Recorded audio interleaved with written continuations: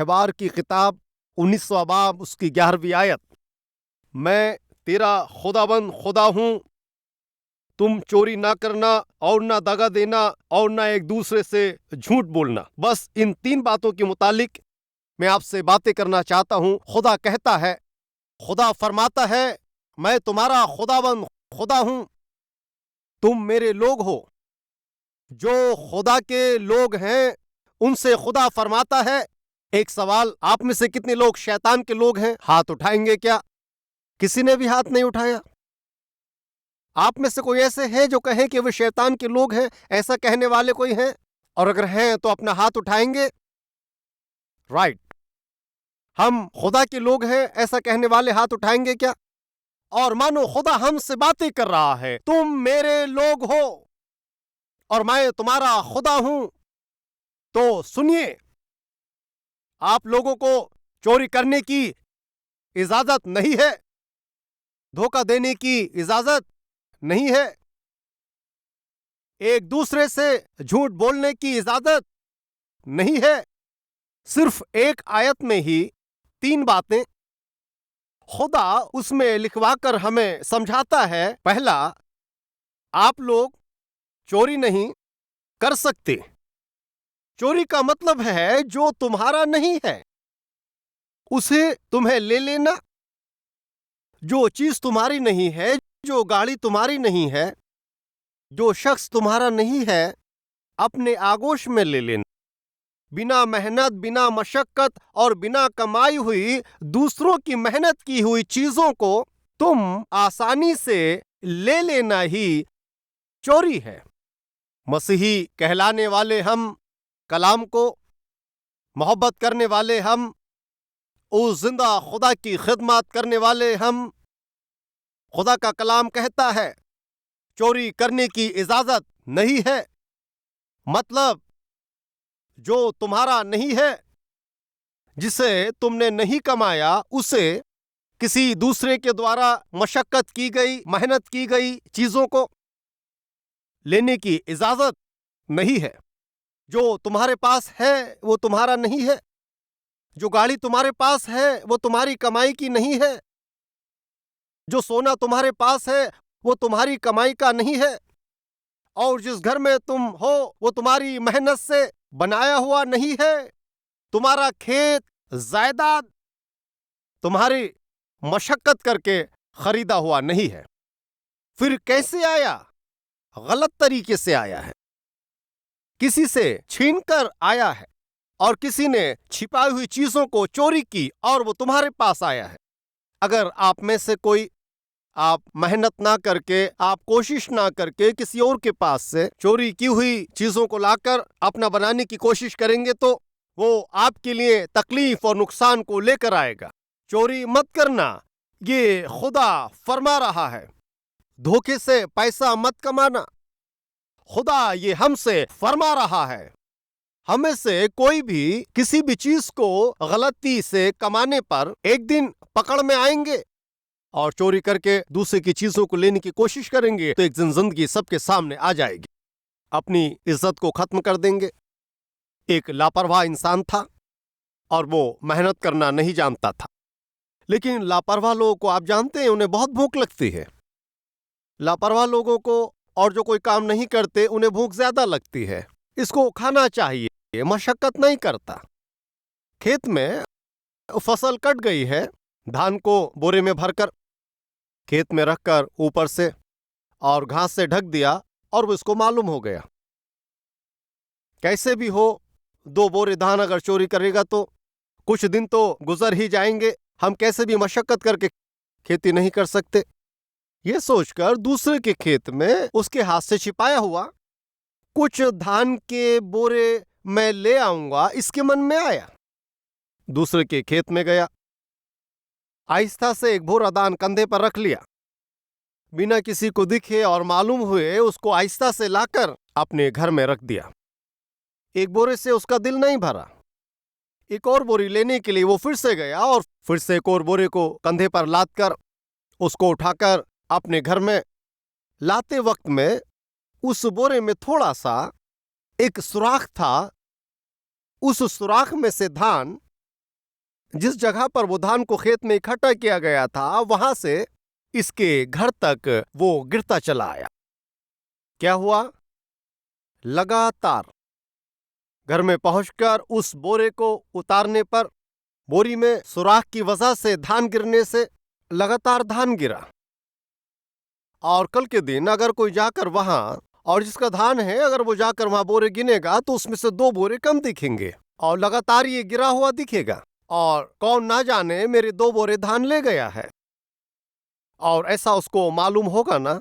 और उस धान को देखता हुआ जब वो आएगा तो पकड़ा जाएगा।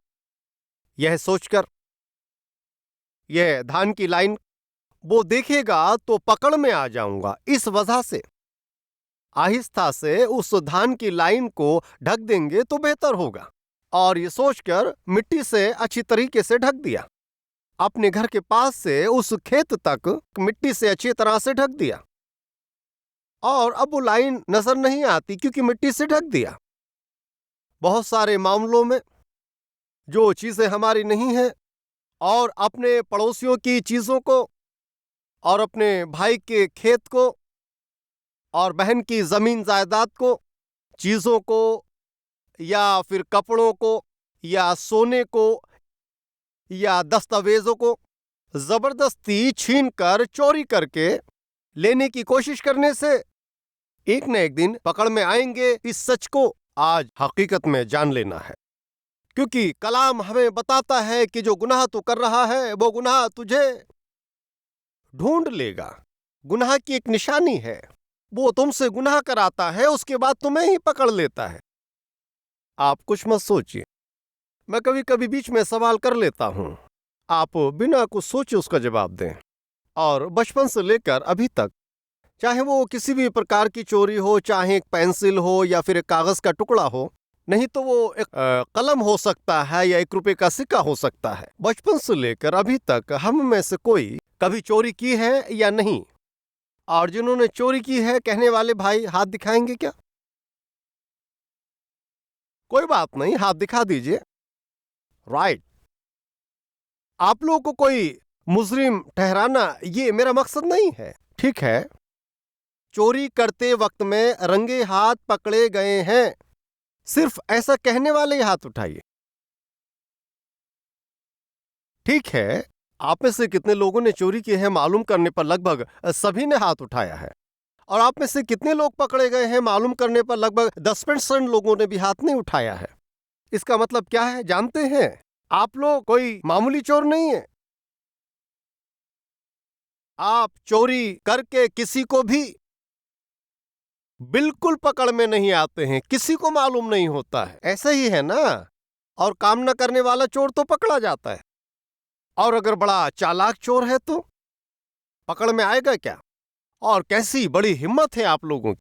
90% लोगों ने हाथ नहीं उठाया, मुझे कैसे पकड़ेंगे? इसका मतलब यह है कि आप आदी हो चुके हैं। मालूम कर रहा हूं आपसे, ये सुनने वाले मेरे भाइयों और बहनों, चाहे कलम चोरी किया हो, या किसी की पेंसिल चोरी की हो, या कागज की चोरी की, कुछ भी चोरी किया हो, चोरी चोरी ही है। एक दिन एक शख्स बेर बेचने वाला, बेर ले लो कहने पर एक आंटी ने उसे बुलाया, इधर आओ। और उसने बेर के टोकरे को उस घर के सामने रख दिया। आंटी के घर में खूबसूरत फूल का बाग था और इसे फूलों से मोहब्बत थी। मुझे 2 गिलास बेर दो। ऐसा कहने पर उसने कहा, अम्मा आपको 2 गिलास बेर या 3 गिलास बेर चाहिए, जितना भी गिलास बेर चाहिए आप ले लो। और आपका ये बाग बहुत अच्छा लग रहा है, मैं फूलों को देखूंगा। और ये कहकर वो फूल देखने लगा। और थोड़ी देर देखने के बाद वापस आने पर उसने कहा 3 गिलास और बेर लिए हैं, ये लो 3 रुपए लो। और ऐसे कहकर उसने 3 रुपए उसको दिया और मालूम किया, सारी टोकरी सामने रखी थी ना, अगर मैं 4 बेर ज्यादा ले लेती तो क्या करता तू? तब उसने कहा, अम्मा 4 बेर मुझसे पूछे बिना चोरी कर लेते। हाँ वही, अगर मैं 4 बेर उठा लेती तो तब तू क्या करता? तब उसने कहा, अम्मा 4 बेर अगर आप मेरे टोकने में से मुझसे पूछे बिना ले लेते तो मुझे 4 बेरों का ही नुकसान होता, लेकिन 4 बेर के लिए आप और चोर बन जाएंगे ये सोचकर मैं ख्याल नहीं लाऊंगा। और सब्जी वाले ने आकर अपना ठेला खड़ा किया। बैगन 1 किलो बैगन तराजू में आप तोलते हैं, और वो 1 किलो बैगन लेकर के इधर, और पन्नी निकालने के लिए मुड़ने पर इसी दरमियान प्याज झोले में गिर जाती है और आलू भी थैली में गिर जाता है। और क्या बात है, आप हंस रहे हैं? अरे ये भी चोरी ही है। और बैगन वो बाजार जाने पर, आप सब्जी खरीदने पर, वो तराजू में तोलते समय, आप निकालते समय और वो रखते समय, और ये सब खुदा देख रहा है। इस सच्चाई को आप मत भूलिए, मत भूलिए। चाहे एक बैगन हो, चाहे एक आलू हो, और चाहे एक प्याज हो, अगर आप निकालते हैं तो मेहरबानी से सुनिए, वो चोरी ही है। और चाहे आप किसी भी चीज को उठाएं, लेकिन वो चोरी ही है। वो 2 बोरी धान चोरी करके अपने घर में ले गया, लेकिन बोरी में छेद, इसलिए वो रास्ते पर गिरा, और उसने चालाकी से उसको ढक दिया, और उसने सोचा कि जो चोरी उसने की है उसने ढक दिया है, किसी को मालूम नहीं होगा।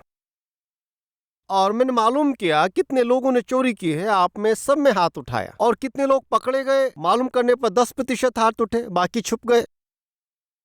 और उसने चालाकी से उसको ढक दिया, और ढकने के बाद उसने महसूस किया कि नामो निशान तो मिट गया है, और वो बहुत खुश हुआ। और अब मैं बिल्कुल पकड़ में नहीं आऊंगा, कोई मुझे पकड़ ही नहीं सकता। और ये सोचकर आराम से सो गया उस रात। और उसकी बदकिस्मती से बारिश हुई। क्या हुआ? बारिश हुई। और बारिश हुई है ये सोचकर कि मेरा धान कैसा होगा, उसका असली जो मालिक है खेत में जाने पर, और उसने देखा कि 2 बोरे धान कम हो गया, और नीचे देखने पर जमा हुआ धान और लाइन से बोया हुआ धान। और वो उस बोए हुए धान को देखते हुए चलते चलते कहाँ पहुंचा? और वो सीधे उस चोर के घर पहुंच गया, और जिस चीज से ढका था उसी ने उसको बाहर कर दिया। सुनो, ए धान चोर, बाहर आ। और वो बाहर आकर क्यों चिल्ला रहे हैं? क्यों, कैसा दिखा रहा है? 2 बोरे लाया है ना? और उसने उसको गुमराह करने की कोशिश की, छुपाने की कोशिश की। और मैंने क्या तुम्हारे बोरे चोरी किए क्या? अरे क्या कह रहे हो? मैं कोई बात नहीं कर रहा हूं, और जो तूने छुपाया था देख। अब क्या बात करेगा? और धोखा न खाओ, खुदा को ठट्टों में नहीं उड़ाया जाता। इंसान जो कुछ बोता है वही काटेगा। जिससे छिपाता है वो उगे बिना नहीं रहता है। इसलिए खुदा के नाम में कहता हूं अजीजों, भाइयों और बहनों, हम खुदा के लोगों को चोरी करने की इजाजत नहीं है। धोखे से कमाया हुआ और दूसरे की चीजों को लेने की इजाजत नहीं है। और वो तुम्हारे छोटे भाई का हो सकता है, बड़े भाई का हो सकता है, बहन का हो सकता है, अजीजों का हो सकता है, रिश्तेदारों का हो सकता है, और आप जहां काम करते हैं उसका हो सकता है। कहते हैं उसका लड़का स्कूल में पेंसिल चोरी करने से उसके टीचर ने उसे डांटा, पिटाई की, और वो रोते हुए घर आया। अरे क्यों रो रहा है? और स्कूल में क्लास में पेंसिल चुराई है ये कहकर मेरे टीचर ने मुझे डांटा और मारा है डैडी। ऐसा कहने पर उसके बाप ने कहा, क्यों, पेंसिल चोरी करने की समझ क्यों आई तुझे?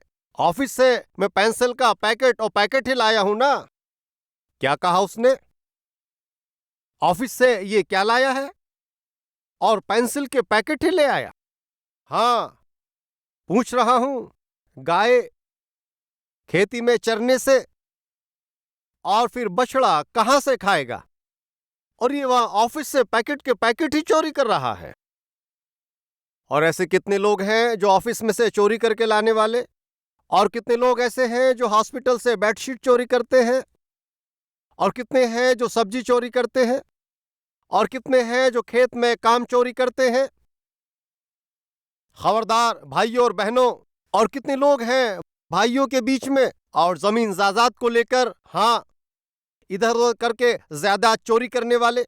खबरदार, आज आप जिस घर में हैं बुराई से कमाया हुआ है, जिसमें तुम खेती कर रहे हो वो खेत बुरी कमाई से खरीदी हुई, और आज खरीदी हुई जमीन गलत कमाई से खरीदी हुई है।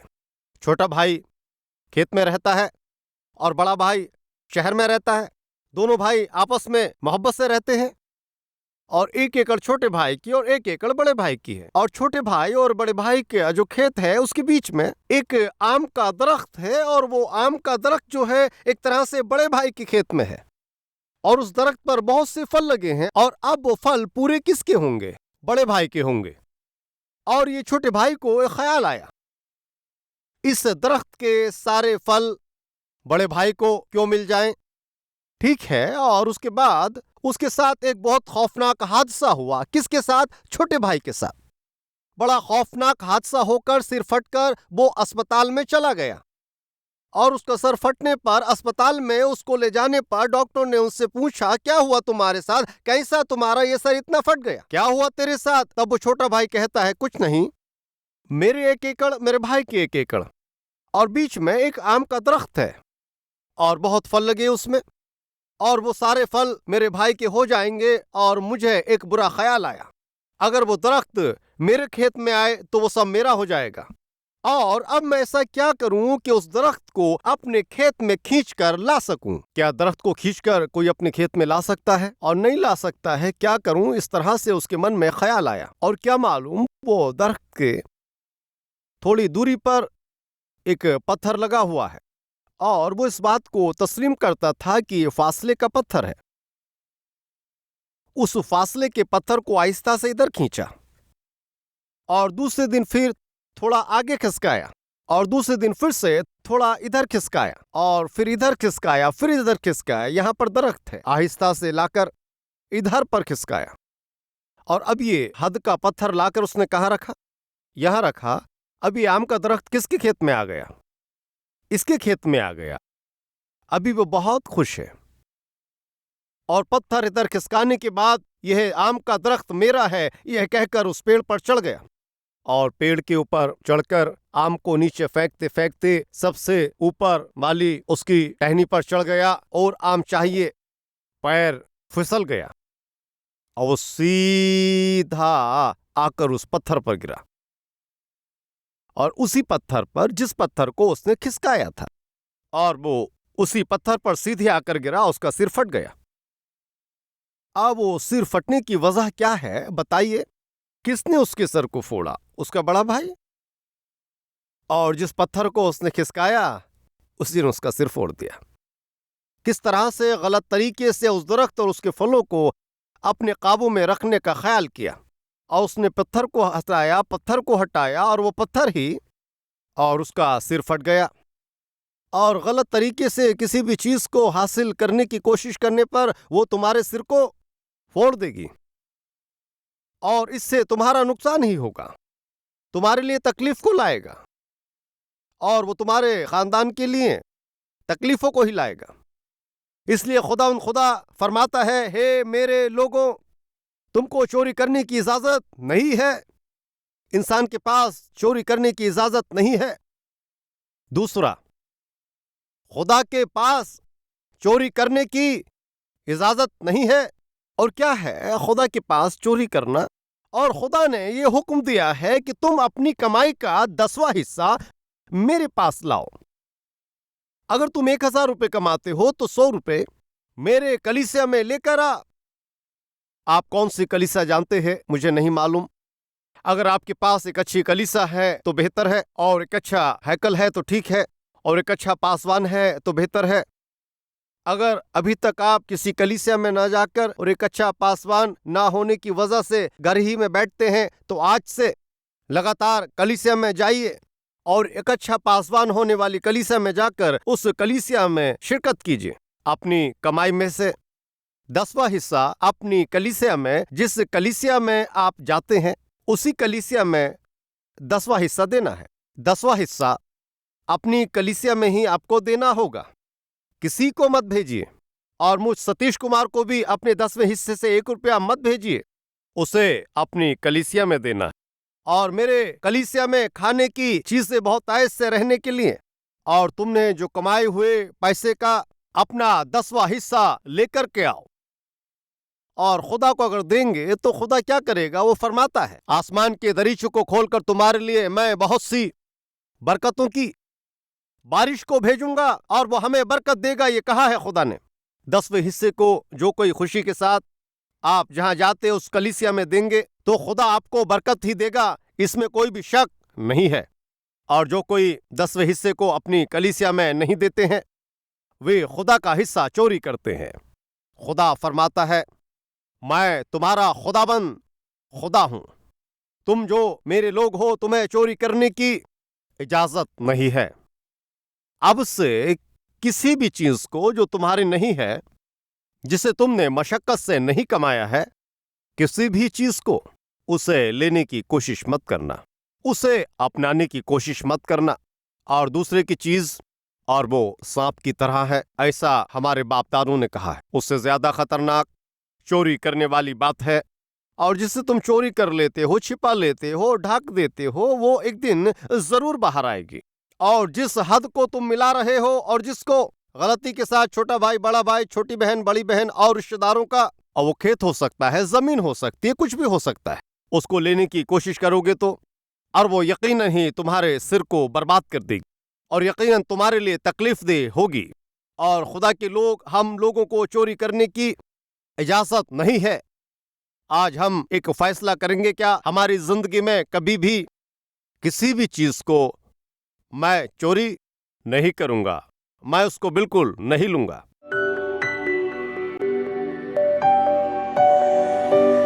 हमारे प्यारे पाक अजीज खुदाबंद, आज आपने हम सब से अपने कलाम की मार्फत बातें की हैं और आपने इंसान को चोर, धोखेबाज और झूठ बोलने वाले की शक्ल में रहने के लिए नहीं बुलाया है। एक वक्त में खुदावन हम चोरी करने, धोखा देने और झूठ बोलने वाले शख्स थे और झूठ और शैतान से मुतालिक जिंदगी को जिया है, लेकिन आपने हमें उन जंजीरों से आपने हमें आज़ाद किया है और शैतान के हाथों से बचाकर खुदावन आपने हमें बाहर लाया है। अब हम आपके लोग हैं, आप हमारे खुदा हैं, इसलिए खुली शक्ल पर आपने हमें बताया है, हमें गलती से किसी भी चीज़ों को कमाने की इजाज़त नहीं है और धोखेबाजी की जिंदगी ये हमारे लिए बेहतर नहीं है। आपने हमें बेहतर तरीके से समझाया और जो कोई कलाम को सुनकर उनकी जिंदगी में जो जो कमियां हैं उन सब को जानकर, गलती को मानकर और जिंदगी को सुधार कर, अपने चश्मे से उसको धोकर अब से आपके लिए बेहतर तरीके से जिंदगी जीने और आपके लिए एक अच्छा गवाह बनकर जिंदगी जीने की खुशकिस्मती हर एक को अता फरमाएं। यीशु मसीह के वसीले में मांगते हैं खुदा, आमीन। हमारा पता Calvary, post box number 30, Kukatpally, Hyderabad 72।